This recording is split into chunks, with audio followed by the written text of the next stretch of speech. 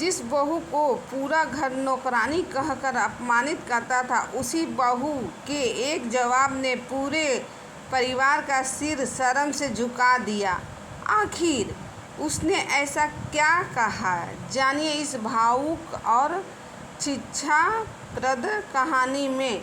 नेहा इस घर की बहू थी, लेकिन उसके साथ कभी बहू जैसा व्यवहार नहीं हुआ। सुबह सबसे पहले उठना, पूरे घर की सफाई करना, सबके लिए चाय बनाना, नाश्ता तैयार करना, कपड़े धोना, बर्तन साफ करना, फिर दोपहर और रात का खाना बनाना। घर का शायद ही कोई ऐसा काम था जो नेहा ना करती हो। इतना सब करने के बाद भी उसे कभी दो प्यार के शब्द नहीं मिले। जरा सी गलती हो जाए तो सास ताने देने लगती और ननद अनीता हर बात पर उसका मजाक उड़ाने का मौका ढूंढती रहती। जब भी कोई रिश्तेदार या पड़ोस की औरतें घर आती, अनीता जानबूझकर नेहा को बार बार आवाज़ लगाती, भाभी पानी लेकर आओ, भाभी चाय बनाओ, भाभी ये भी कर दो, ताकि सब लोगों को लगे कि इस घर की बहू नहीं बल्कि कोई नौकरानी है। सबसे ज़्यादा दुख तब होता था जब सास ये सब देखकर भी चुप रहती। कभी कभी तो वे भी हंसते हुए कह देती, अरे बहू का काम ही तो है, काम करेगी तभी तो घर चलेगा। नेहा हर बार चुप रह जाती। उसे लगता था कि शायद एक दिन उसके प्यार और मेहनत और त्याग की कदर होगी, लेकिन हर बीतते दिन के साथ उसे सिर्फ ताने, अपमान, अनदेखी ही मिलती रही। एक सुबह वो हमेशा की तरह रसोई में खड़ी पूरे परिवार के लिए नाश्ता बना रही थी। तभी अनीता मुस्कुराते हुए अंदर आई और ताना मारते हुए बोली, वाह भाभी, क्या सीन है, सुबह सुबह नौकरानी वाली फील आ रही है आपको देखकर। नेहा के हाथ एक पल के लिए रुक गए, लेकिन उसने सिर झुकाकर फिर से काम करना शुरू कर दिया, जैसे ये सब उसके लिए नया ना हो। अनीता यही नहीं रुकी, वो ज़ोर से बोली ताकि आंगन में बैठी पड़ोस की औरतें भी सुन लें, अरे मम्मी देखिए ना, आपकी बहू को बिल्कुल नौकरानी बना रखा है आपने, और इससे भी कोई शर्म नहीं है, ऐसे काम करती है जैसे यही इसकी औकात हो।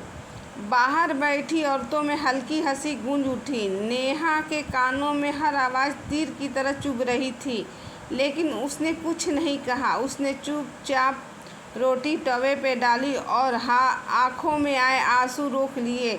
तभी सास अंदर आई और बोली, नेहा ज़्यादा मत सोचो, घर का काम करना ही पड़ता है। उनकी आवाज़ में भी अपनापन कम और ताने ज़्यादा था। अनीता फिर हंसते हुए बोली, मम्मी मैं तो बस सच्चाई बता रही हूँ, भाभी को तो आदत हो गई हो नौकरानी बनने की, है ना भाभी। इस बार नेहा ने धीरे से बेलन रखा, हाथ धोए और शांत आवाज़ में बोली, दीदी नौकरानी वो होती है जिसे मजबूरी में काम करना पड़े। मैं इस घर की बहू हूँ, अपने ही घर का काम कर रही हूँ। उसकी आवाज़ ऊंची नहीं थी, लेकिन उसके शब्द में आत्मसम्मान साफ झलक रहा था। अनीता का चेहरा उतर गया। उसे उम्मीद नहीं थी कि नेहा पहली बार इस तरह जवाब देगी। उसने तुरंत कहा, ओह आज तो भाभी में जवान आ गई, लगता है किसी ने हवा दे दी है। नेहा ने उसकी ओर देखा, लेकिन कुछ नहीं बोली। वह फिर से रोटी बनाने लगी, मगर आज उसके चेहरे पर पहले वाली बेबस नेहा नहीं थी। बाहर बैठी औरतें भी अब चुप थीं। जाते जाते कई औरतें बस नेहा को देखती रह गईं। अनीता को लगा बात यहीं ख़त्म हो जाएगी, लेकिन उसे अंदाज़ा नहीं था कि नेहा की यही एक बात पूरे घर की सोच बदलने वाली है। दोपहर तक पूरे मोहल्ला में चर्चा होने लगी कि नेहा ने पहली बार अपने सम्मान के लिए आवाज़ उठाई। किसी ने उसकी हिम्मत की तारीफ़ की तो किसी ने कहा कि बहू को इतना नहीं बोलना चाहिए। शाम को अमित ऑफिस से घर लौटा। घर में कदम रखते ही अनीता शिकायत करने लगी, भैया आपकी बीवी तो अब हमें जवाब देने लगी है, आज तो मम्मी के सामने भी बहुत अकड़ दिखा रही थी। अमित ने नेहा की ओर देखा। नेहा हमेशा की तरह पानी का गिलास लेकर आई और चुपचाप उनके सामने रख दिया। अमित ने प्यार से पूछा, नेहा सच क्या है?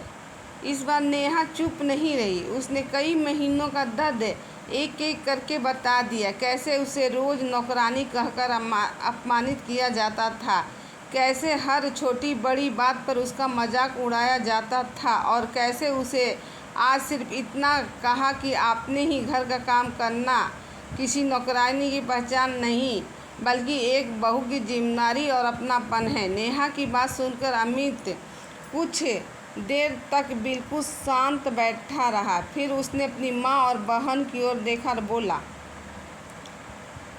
माँ, अगर घर का काम करना नौकरानी होना है तो आपने भी पूरी ज़िंदगी यही काम किया है। क्या कोई आपको नौकरानी कह सकता है? पूरा कमरा एकदम शांत हो गया। अनीता के चेहरे की मुस्कान गायब हो चुकी थी।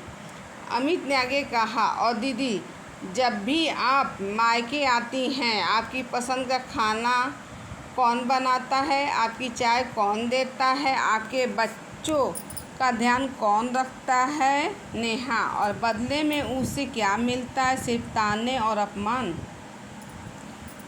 सास की आंखें झुक गई। उन्होंने धीमी आवाज़ में कहा, बेटा, हमसे बहुत बड़ी गलती हो गई।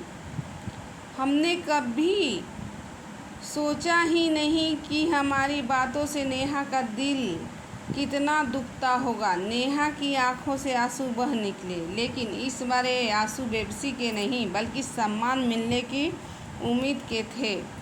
अगली सुबह घर का माहौल बदला हुआ था। सास खुद रसोई में आई और मुस्कुराकर बोली, नेहा, पहले तुम आराम से चाय पी लो, बाकी काम बाद में भी हो जाएगा। नेहा ने हैरानी से उनकी ओर देखा। इतने बरसों में पहली बार किसी ने उसकी थकान के बारे में सोचा था। थोड़ी देर बाद अनीता भी उसके पास आई। उसके चेहरे पर पहले वाली अकड़ नहीं थी। उसने धीमी आवाज़ में कहा, भाभी, कल मैंने जो कहा उसके लिए मुझे माफ़ कर दीजिए। सच कहूँ तो मुझे कभी एहसास नहीं हुआ कि मेरा मजाक आपको इतना दर्द देता होगा। नेहा हल्का सा मुस्कुराई और बोली, रिश्ते तभी सुंदर लगते हैं जब उनमें सम्मान हो। प्यार से किया गया काम सेवा कहलाता है, लेकिन अपमान के साथ कराया गया वही काम बोझ बन जाता है। उस दिन के बाद इस घर में बहुत कुछ बदल गया। काम पहले भी होते थे और आज भी होते थे, लेकिन अब ताने की जगह धन्यवाद सुनाई देता था, मजाक की जगह सम्मान था और चुप्पी की जगह अपनापन। नेहा ने उस दिन सिर्फ अपने लिए आवाज़ नहीं उठाई बल्कि हर उस बहू के लिए खड़ी हुई थी जिसे घर का काम करने पर कभी नौकरानी कहकर छोटा महसूस कराया गया था। घर का काम करने वाला इंसान नौकर नहीं होता बल्कि परिवार की सबसे बड़ी ताकत होता है। रिश्तों की असली नींव प्यार नहीं सम्मान होता है। नमस्कार दोस्तों।